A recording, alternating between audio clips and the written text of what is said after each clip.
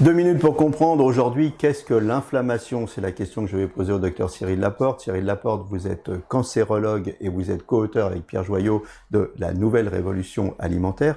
Qu'est-ce que l'inflammation et quel est le rapport entre l'inflammation et l'alimentation? Alors l'inflammation, c'est un mécanisme normal, naturel et plutôt salvateur, puisque c'est le mécanisme que l'on va avoir lorsqu'on se pique le doigt, par exemple, et que le bout du doigt devient tout rouge, il gonfle et qu'il devient douloureux. C'est un mécanisme pour éliminer le corps étranger, lutter contre les bactéries qui pourraient rentrer.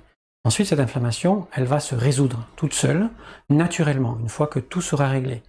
La difficulté, c'est que l'alimentation entraîne, une certaine type d'alimentation, entraîne une augmentation de la porosité de l'intestin, qui va entraîner le passage de molécules dans le corps, et le corps va les reconnaître comme un corps étranger, comme il a reconnu l'épine au bout du doigt, et il va générer un mécanisme inflammatoire de la même façon qu'au bout du doigt avec de la chaleur, de l'inflammation.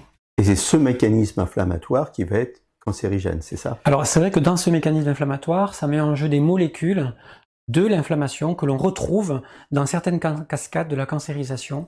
Et effectivement, on a montré qu'un organisme avec une inflammation de faible grade favorisait la dissémination métastatique, par exemple, au niveau d'un cancer. Ce mécanisme inflammatoire, il va être favorisé par un certain type d'alimentation. Une alimentation souvent industrielle, qui va être aussi à prédominance d'origine animale, avec une grande quantité de gluten par exemple, ou tout un tas d'additifs. Et effectivement, ces aliments ne sont pas reconnus par le corps, favorisent la porosité de l'intestin. Oui. Écoutez, faites attention à ce que vous mangez, frugalité, diversité, aliments bruts, voilà ce qu'il faut privilégier. La santé est dans votre assiette, on ne le dira jamais assez.